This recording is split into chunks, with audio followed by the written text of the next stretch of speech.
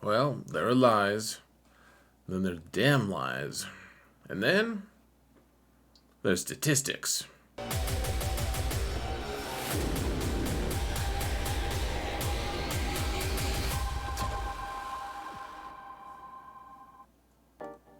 Hello everyone, and welcome to another episode of Zareth Prevails. We're going to talk about some stuff that is maybe a little disturbing. Well, to me, it's not like the worst thing ever, but it is surprising to me. And this this game is kind of taking a turn, not necessarily like good or bad, just something that we all need to collectively understand, folks. I don't know if everyone is going to be surprised. In fact, I know for a fact some people will pretend to not be surprised. We did talk about it a little bit in my last video, so maybe you guys remember it from that, and none of you will be surprised. But one way or another, I thought that thumbnail would be wonderful for some reason. I don't know. That's not the right button. That's the right button. There we go. Let's say thank you to my patrons. You guys are amazing. I really appreciate all of you. Keep doing your thing, guys. Really appreciate all the support. I couldn't do this without you.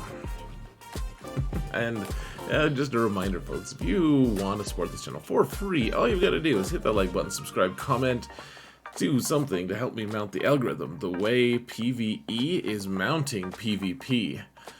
Don't worry, the P does not stand for privates.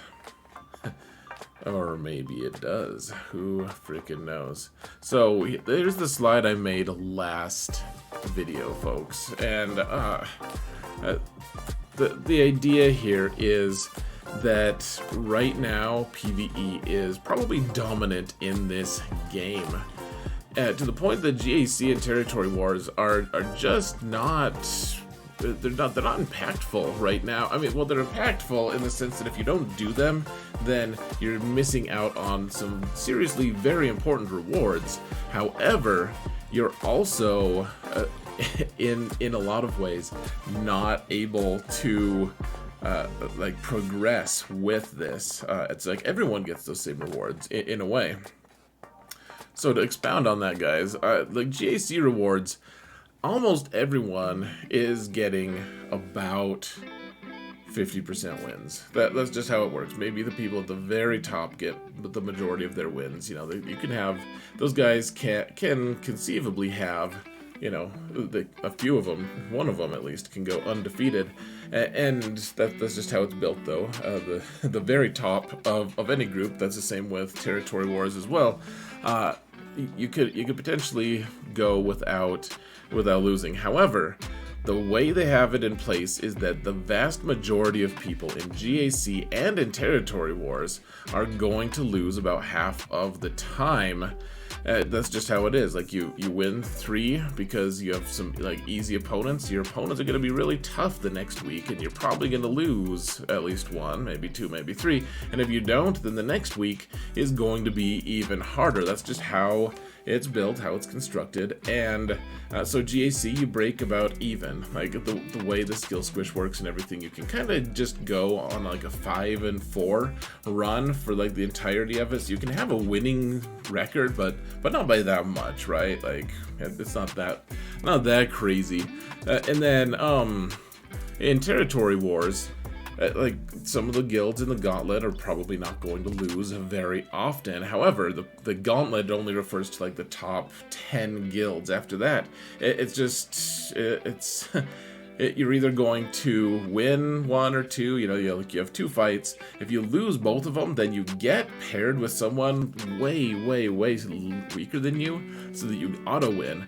And sometimes your fight, you're like, hey, it's not a pair down for me, and you realize that you're the one who's been paired down against, and you just take an auto loss. But they guarantee that you're gonna win at least 1/3 of your territory wars, and typically most guilds are winning about half of them. And so the idea, though, guys, is unless you're in those very top positions in territory wars or GAC, you are not actually getting more rewards. Like everyone's basically getting the same record, and therefore they're getting the same rewards. Like the rewards are important. You're getting crystals, you're getting droid brains, all that stuff. We'll talk about it in a minute, but right now, like the trying hard, like getting better squads, getting good at the game isn't really doing anything. Like, you lose a few and then you win a few. That's just how it's designed. Your rewards aren't really that impacted. Now, take that as opposed to the raid rewards, folks. So we do 100. We're going to be doing 120-ish raids every year, and I know that talking like in the span of years is maybe a lot for a lot of you, but think of it in terms of this game has lasted for 7 years, so it's not that implausible to think of it over the course of a year, and it really kind of helps illustrate a point here, folks. So the new raid rewards with the new I know that the Mark III is going to be changed here pretty soon, so say goodbye to this one if you can tell the difference. But here's the way it works, guys. So the 90 million box, and I know that some guilds are stuck below that, and I you have my condolences, whatever. So I'm just going to show you what impulse, like if we take impulse detectors as kind of the currency. I'm not saying you should only buy impulse detectors with this currency, but if you did, then with the 90 million box, like you have to get 1.8 million each, which is fairly achievable. I'll show you guys in a minute. But if you do that, then you could get 22 full impulse detectors every year, which, I mean, that you need a full one, like the full 20 piece of it, to be able to get one character up to relic 8. So I mean, you need that, and you need the arrow magnifiers, and you need other things that you'd have to spend the currency on. So that's not the point. The point is you get 22 of them. If you go to the next box, then you can get 33 of them per year. If your guild works really hard and gets that 265 box, you can get 57 of them a year, which is, as for those of you who are not math illiterate, that is more than double. It's approaching triple what you get for that smaller box, which, I mean, that's only fair, right? I mean, it's triple the effort and you get triple the rewards. That's great. However, look at how easy this is, guys. And I mean, easy in a relative term, but look at if we just swap this out. If you have Relic 7 Tuscans, which, I mean, I don't even have that yet, but it's 5 characters. You put all 5 of those characters to Relic 7, you can, if your whole guild does that, if you just like say, all right, guys, stop. Territory Wars doesn't matter. GAC doesn't matter. Let's just get Tuscans to work. Relic 7 is where Tuscans start getting good. So, like, you don't get good damage until you hit Relic 7, and then you can get the full amount relatively easily. Same with Relic 8. And so, if everyone in your guild, which I know how difficult that's going to be to get all people in your guild to do that, then you can actually just, with 5 characters, like, get that Relic 9, or sorry, that 90 million box. And if you all instead decide to get Relic 8 Tuscans, which I realize is even more impossible for a lot of guilds, but if you just happen to, or if you just all got HUD Cartel, you're like, hey, you guys can just choose, like, take your pick. If you did that, then you get even more rewards, and I mean, it's not rocket science, guys. And then if you get HUD Cartel, if you add that to the Tuscans, you can get, if your whole guild does that, then it's a total of 10 characters at Relic 8, which is very tricky. But if you can do it, then you're just going to be rolling in the dough. It's the thing I'm trying to point out, and you can note that I did count the plus 200 extra Mark III from the personal chain there. But the thing is, if you can do that, like, your guild is actually, if you try harder, you're rewarded, right? As opposed to GAC, where it's like, hey, I tried really hard, I beat all my opponents, and then just got destroyed the next week. It's a little bit tricky, guys. So similar with the territory battle, folks. You can see with the new Cal characters, like there's 3 new nodes. There's one for Night Sisters, one for Seer and Cal, and that's the Cal Survivor. It's not gonna work with the loser Cal, and then who knows if Saws is going to be easy to get with, you know, Wiggs or Chase or whoever you're going to use. But if you get these characters up, and I know that they're all Relic 7, and this is a lot of expenditure, but if you just happen to do this, guys, I mean, the way, if your whole guild were to do all 3 of these, which, man, I mean, I know that this is just like total preposterone, but like, you'd be earning each other a full Chirotech. Like that includes like 50 salvage of one side and 50 of the other side, you know, a full 100 salvage, and then you get a little more. Over the course of a year, if your whole guild just really focused this stuff, like you'd end up with over 27 full Chiros just for working on those squads. And then the squads are probably going to be good for other things too. So for the Marin squad, the Seer squad, and the Saw Gerrera squad, I mean, you're probably going to have other benefits than that, but that's just one of those things, and if you all work hard to do that, then you're all going to benefit. Similarly, like you get these other ones, the GT3, these aren't as good of deals, actually, but, I mean, I would argue that Kira and Young Han are pretty important, and then, like, there's some good overlap with Kira and, you know, Kira to get her to Relic 8, which is obnoxious as hell, but the idea is all of these rewards, guys, like you don't try for stars anymore, you try for these cool rewards. And if you try harder, if you work together as a guild, you're gonna have some really awesome stuff. It's gonna really pay off. If you all work together as a guild and win a couple extra territory wars, you probably just end up getting pounded down by the next person, by the next guild who comes across you. Like, you're going to regress to the mean, and you're going to just kind of, I don't know, fluctuate back and forth, back and forth. No one's gonna have that perfect record. Maybe a couple people, but it's very challenging to do, right? So, Leviathan's coming. Leviathan is coming. It's so difficult for me to want to say it the right way, guys, for some reason. It's a whole lifetime of saying it wrong. But, like, the big question to me is, why are we getting Leviathan? Like, what's the pull for this? Because, honestly, PvP is not that important, like we've established. Like, it's not for rewards. For, like, you might have fun playing PvP, but it's not necessarily going to reward you. And so if Leviathan is required for Fleet Arena, then that's a reason enough. You need those crystals if you have to use it for Arena.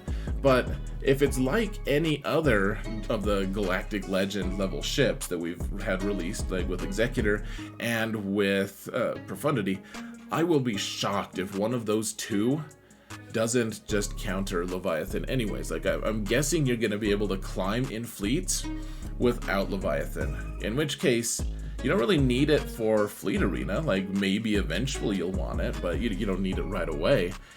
So is it good in PvP? Like I've said, like there's not much reason to do it other than for fun. If you're like, hey, look at me, I have Leviathan, and everyone's like, yeah, me too, let's get the same rewards as we've always gotten. Hooray! Yay!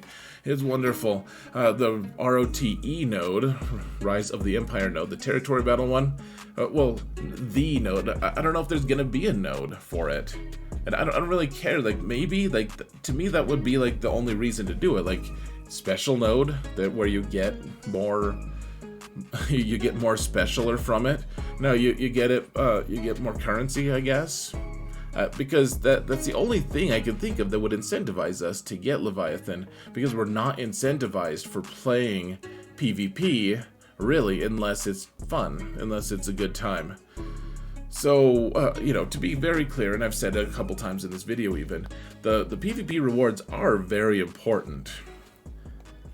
They are very strong. The problem is they don't change for us if we put more effort in. We don't get more stuff. Like, you might, if in the short term, But long term, you're going to regress to the mean and you're going to get the same stuff as everyone else. Like, they've plotted this out pretty well. Some people are going to get ahead through these GAC and territory war systems a little bit. But for the most part, the vast majority of players are going to get their predetermined amounts of stuff the CG has planned. And I mean, they kind of have to. They want people to progress at a certain rate so that they have time to develop new stuff so that they can continue to create the maze. It's just like this rat race, right? The rats in a maze. We're all just wandering our way through, meandering there, and we're like, when will we get done? And the scientists are like, this is so stupid. They think they can be done, like, but that's part of the fun of the game, is progression and moving our roster forward. And we have all these cool methods of moving a roster forward.